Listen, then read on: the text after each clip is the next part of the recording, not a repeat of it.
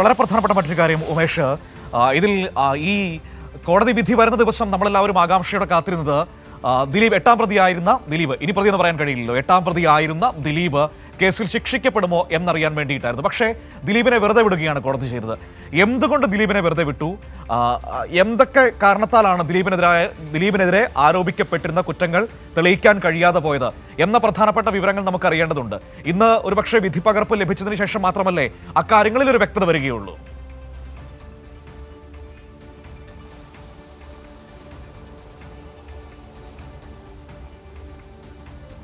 അതെ, അത് വളരെ പ്രധാനമാണ്. കാരണം ഇവർ കുറ്റക്കാരാണ് എന്ന് കണ്ടെത്തിയതേ ഉള്ളൂ, ഇവർക്കുള്ള ശിക്ഷ പ്രഖ്യാപിച്ചിട്ടില്ല.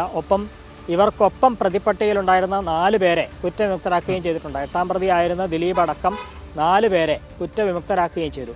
അപ്പോൾ ദിലീപ് അടക്കമുള്ള ഇവരെ കുറ്റവിമുക്തരാക്കാനുണ്ടായ സാഹചര്യം എന്താണ്, ഇവർക്കെതിരെ തെളിവുകളുടെ അഭാവം അത് എന്താണ് എന്നുള്ള കാര്യമൊക്കെ ഈ വിധിപ്പകർപ്പ് വരുമ്പോൾ തന്നെയാണ് വ്യക്തമാവുക. ദിലീപിനെതിരെ ഈ 1ാം പ്രതി 1 മുതൽ 6 വരെ പ്രതികൾക്കെതിരെ ചുമത്തിയ അതേ വകുപ്പുകൾ തന്നെയാണ് ദിലീപിനെതിരെയും ചുമത്തിയിരുന്നത്. ക്രിമിനൽ ഗൂഢാലോചനയും മറ്റെല്ലാ വകുപ്പുകളും ദിലീപിനെതിരെയും ഉണ്ടായിരുന്നു. അപ്പോൾ അതൊന്നും നിലനിൽക്കില്ല എന്നാണ് കോടതിയുടെ കണ്ടെത്തൽ. ഒപ്പം 7ാം പ്രതിയായ ചാർലി തോമസ് ഈ പ്രതികളെ സംരക്ഷിച്ചു എന്നുള്ള കുറ്റമാണ് അയാൾക്കെതിരെ ചുമത്തിയത്. അത് നിലനിൽക്കില്ല എന്ന് കോടതി കണ്ടു. 1ാം പ്രതിയുമായി ചേർന്ന് ഗൂഢാലോചന നടത്തി കുറ്റകൃത്യത്തിന് പ്രേരിപ്പിച്ചു എന്നുള്ളതായിരുന്നു 9ാം പ്രതിയായ മേസ്തിരി സനിലിനെതിരെ ചുമത്തിയത്. അതും നിലനിൽക്കില്ല എന്നാണ് കോടതി കണ്ടെത്തിയത്. ഒപ്പം ദിലീപിൻ്റെ സുഹൃത്ത് 15ാം പ്രതി ഈ ശരത്തിനെതിരെയും തെളിവ് നശിപ്പിക്കൽ കുറ്റം അതും നിലനിൽക്കില്ല എന്ന് കോടതി കാണുന്നു. അപ്പോൾ ഇവർക്കെതിരെയൊന്നും ഈ കുറ്റങ്ങൾ നിലനിൽക്കില്ല എന്ന് കോടതി കണ്ടത് തെളിവുകളുടെ അഭാവത്തിലാണോ, അതായത് ഇവർ കുറ്റം ചെയ്തിട്ടും അത് തെളിയിക്കാൻ കഴിയാത്തതാണോ എന്നുള്ള കാര്യത്തിലാണ് ഇനിയൊരു വ്യക്തത വരേണ്ടത്. അത് ഈ വിധിന്യായത്തിൽ, അതായത് വിശദമായ വിധി ന്യായം പുറത്തു വരും, വിധിയുടെ പകർപ്പ് പുറത്തു വരും. അതിൽ മാത്രമേ അക്കാര്യം വ്യക്തമാവുകയുള്ളൂ. പക്ഷേ ഇത് വിധിപ്പകർപ്പും ഇന്ന് പൂർണ്ണമായി പുറത്തു വരുമോ എന്നുള്ള കാര്യത്തിലും ഒരു സംശയമുണ്ട്. കാരണം ഈ ശിക്ഷ പ്രഖ്യാപിച്ചു കഴിഞ്ഞാൽ മാത്രമേ ഈ വിധിപ്പകർപ്പ് പുറത്തു വരികയുള്ളൂ. ഇന്നൊരു പക്ഷേ വാദം കേൾക്കൽ മാത്രമാണ് ഉണ്ടാവുകയെങ്കിൽ ഇന്നും ആ വിധിപ്പകർപ്പ് പുറത്തു വരാനുള്ള സാധ്യത കുറവാണ്. അതല്ല, ഇന്ന് ഈ പ്രതിഭാഗത്തിൻ്റെയും പ്രോസിക്യൂഷൻ്റെയും പൂർണ്ണമായും വാദം കേട്ട ശേഷം ഇന്ന് തന്നെ ശിക്ഷാ പ്രഖ്യാപനം ഉണ്ടായാൽ ഇന്നൊരു പക്ഷേ വൈകിട്ടോടെ ഈ വിധിപ്പകർപ്പ് പുറത്തു വരും. അത് ഒരു ബൃഹത്തായ വിധിപ്പകർപ്പാവും എന്ന് തന്നെയാണ് പ്രതീക്ഷിക്കുന്നത്. കാരണം ഒട്ടേറെ കാലം നീണ്ടുനിന്ന വിചാരണയാണ്, അതിനുശേഷം ഉള്ള വിധിയാണ്. ഏതാണ്ട് 1000കണക്കിന് പേജുകൾ, 30,000-ഓളം പേജുകൾ ഉണ്ടാകും എന്നാണ് നിയമരംഗത്തുള്ളവരൊക്കെ പറയുന്നത്. അത്രയും വലിയൊരു വിധിപ്പകർപ്പായിരിക്കും. അത് ലഭ്യമാകുമ്പോൾ മാത്രമാണ് എന്തടിസ്ഥാനത്തിലാണ് ഇവർക്കെതിരെ കുറ്റം നിലനിൽക്കില്ല എന്ന് കാണുകയും ആ 4 പ്രതികളെ വെറുതെ വിട്ടത് എന്തുകൊണ്ടാണ് എന്നുള്ള കാര്യത്തിലൊരു വ്യക്തമായ ചിത്രം അതിനുശേഷമേ പുറത്തു വരികയുള്ളൂ. അതിലൊരു പ്രധാനപ്പെട്ട കാര്യം, ഇപ്പോൾ ഈ 6 പ്രതികൾ കുറ്റക്കാരാണെന്ന് കോടതി കണ്ടെത്തുമ്പോൾ കുറ്റം നടന്നതായി കോടതി കണ്ടെത്തിയിട്ടുണ്ട്, അതിൽ ഗൂഢാലോചന നടന്നതായും കോടതി കണ്ടെത്തിയിട്ടുണ്ട്. പക്ഷേ അങ്ങോട്ടേക്ക് ദിലീപിനെ കണക്ട് ചെയ്യാൻ പറ്റിയില്ല എന്നതാണ് ദിലീപിനെ വെറുതെ വിടാനുള്ള കാരണമായി ഇപ്പോൾ പ്രാഥമികമായി നമ്മൾ മനസ്സിലാക്കേണ്ടത്. ഇപ്പോൾ ഉമേഷ് പറഞ്ഞതുപോലെ അതിൽ വ്യക്തത വരണമെങ്കിൽ ഈ പറയുന്ന വിധിന്യായം പുറത്തു വന്ന് നമ്മുടെ മുൻപിലെത്തണം. എന്തൊക്കെയാണ് സംഭവിച്ചത്, ഏത് സാഹചര്യത്തിലാണ് ദിലീപ് കുറ്റവിമുക്തനാക്കപ്പെട്ടത് എന്നത് മനസ്സിലാക്കണമെങ്കിൽ, അല്ലേ?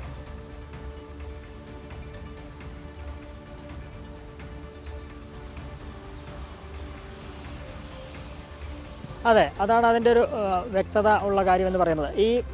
ഇതിപ്പോൾ നമുക്ക് മാത്രമല്ല, ഇത് പ്രോസിക്യൂഷൻ അപ്പീൽ പോകും എന്നുള്ളത് സർക്കാർ അടക്കം വ്യക്തമാക്കിയിട്ടുണ്ട്. ഈ ദിലീപ് അടക്കമുള്ളവരെ വെറുതെ വിട്ടതിനെതിരെ മുഴുവൻ പ്രതികളെയും ശിക്ഷിക്കണം എന്നാവശ്യപ്പെട്ടുകൊണ്ട് തന്നെയായിരിക്കും പ്രോസിക്യൂഷൻ അപ്പീൽ പോവുക.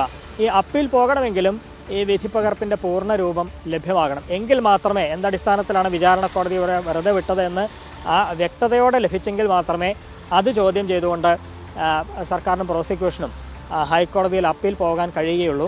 അത് ഇവരുടെ ശിക്ഷാ പ്രഖ്യാപനം പൂർണ്ണമായെങ്കിൽ മാത്രമേ ആ വിധിന്യായം പൂർണ്ണമായും പുറത്തു വരികയുള്ളൂ. ഇന്ന് വാദം നടക്കുക മാത്രം, അതിനുശേഷം ശിക്ഷാ പ്രഖ്യാപനം മറ്റൊരു ദിവസമാണ്, അങ്ങനെയാണ് കോടതി തീരുമാനിക്കുമെങ്കിൽ ഇന്നും വിധിപ്പകർപ്പ് പൂർണ്ണമായും പുറത്തു വരാനുള്ള സാധ്യതയില്ല. അതല്ല, ശിക്ഷ മുഴുവൻ പ്രഖ്യാപിച്ചു കഴിഞ്ഞാൽ വിചാരണ കോടതി ഉള്ള എല്ലാ നടപടികളും അതോടെ അവസാനിക്കുകയാണ്. കാരണം ഇതിൻ്റെ വിചാരണ പൂർത്തിയാക്കുന്നു, ഇതിൽ കുറ്റക്കാരാരൊക്കെയാണെന്ന് കോടതി കണ്ടെത്തുന്നു, അവർക്കുള്ള ശിക്ഷയും പ്രഖ്യാപിച്ചു കഴിഞ്ഞാൽ വിചാരണ കോടതിയിലെ നടപടി പൂർണ്ണമാവുകയാണ്. അപ്പോൾ പിന്നെ വിധിയുടെ പൂർണ്ണരൂപം ലഭ്യമാവുക എന്നുള്ളതാണ്. അത് വൈകിട്ടോടെ ലഭിക്കും. അത് ലഭിച്ചാൽ പൊതുസമൂഹത്തിനും എല്ലാവർക്കും എന്തുകൊണ്ടാണ് ഈ 6 പേർ കുറ്റക്കാരായി കണ്ടെത്തിയത് എങ്ങനെയാണെന്നും 4 പേരെ വെറുതെ വിട്ടത് എന്തടിസ്ഥാനത്തിലാണ് എന്നുള്ള കാര്യത്തിൽ ഒരു വ്യക്തത അതിൽ വരികയാണ്. അത് ലഭ്യമായ ശേഷം സർക്കാരും പ്രോസിക്യൂഷനും ഹൈക്കോടതിയെ സമീപിക്കും എന്ന് തന്നെയാണ് വ്യക്തമാക്കിയിരിക്കുന്നത്. അത് ഇന്നുണ്ടാകുമോ എന്നുള്ളത് ഏതാണ്ട് ഉച്ചയോടെ അറിയാം. മനു.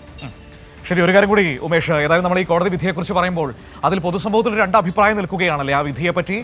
അതിനെ അനുകൂലിച്ചും എതിർത്തും സംസാരിക്കുന്നവരുടെ എണ്ണം നമുക്ക് നമ്മുടെ മുന്നിൽ നിൽക്കുകയാണ്. അതിന് ആ വിധിയോട് യോജിക്കാത്ത ഒരുപാട് പേരെ നമുക്ക് പൊതുസമൂഹത്തിൽ കാണാൻ കഴിയുന്നുണ്ട്. ആ രീതിയിൽ സമൂഹത്തിൽ വലിയ ചർച്ചകൾക്ക് വഴിവെക്കുകയും ചെയ്തിട്ടുണ്ട് നടിയെ ആക്രമിച്ച കേസിലെ വിധി എന്നതും ഒരു പ്രധാനപ്പെട്ട കാര്യം തന്നെയാണ്.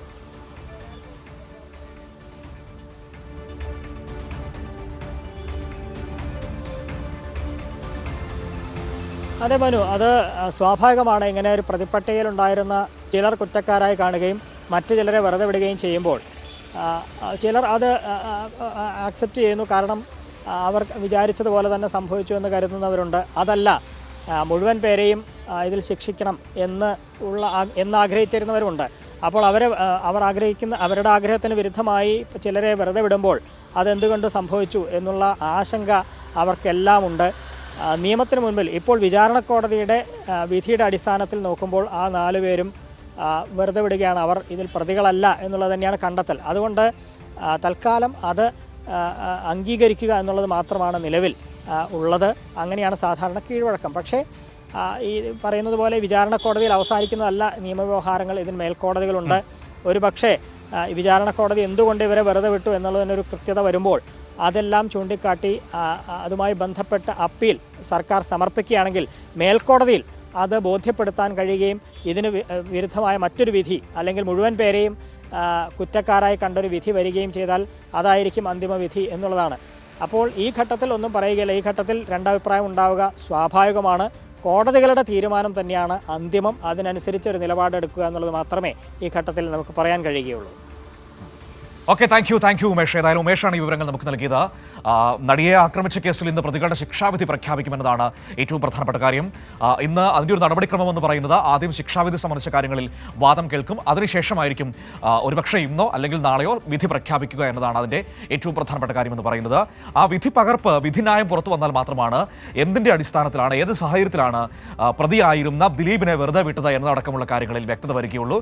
അതിനുശേഷം മാത്രമാണ് പ്രോസിക്യൂഷൻ അപ്പീൽ പോകുന്നതടക്കമുള്ള കാര്യങ്ങളിലേക്ക് അവർക്കും നീങ്ങാൻ കഴിയുകയുള്ളൂ. കാരണം എന്താണ് സാഹചര്യമെന്ന് കോടതിക്ക് ബോധ്യപ്പെടാതെ പോയത് എവിടെയാണെന്ന് മനസ്സിലാക്കണമല്ലോ. അങ്ങനെ മനസ്സിലാക്കിയാൽ മാത്രമാണല്ലോ അടുത്ത കോടതിയിലേക്ക്, മേൽക്കോടതിയിലേക്ക് പോകാൻ കഴിയുകയുള്ളൂ. അപ്പോൾ ആ വിധിന്യായത്തിന് വേണ്ടി നമ്മൾ കാത്തിരിക്കുകയാണ്. ഒപ്പം തന്നെ ഈ 6 പ്രതികൾക്ക് 1 മുതൽ 6 വരെയുള്ള പൾസർ സുനി അടക്കമുള്ള, മാർട്ടിൻ ആന്റണി അടക്കമുള്ള 6 പ്രതികൾക്ക് എന്ത് ശിക്ഷയായിരിക്കും കോടതി വിധിക്കാൻ പോകുന്നത് എന്നതും നമ്മൾ കാത്തിരിക്കുകയാണ്. ജീവപര്യന്തം ശിക്ഷ വരെ ലഭിക്കാവുന്ന ഗുരുതരമായ വകുപ്പുകളാണ് അവർക്കെതിരെ ചുമത്തിയിരിക്കുന്നത്.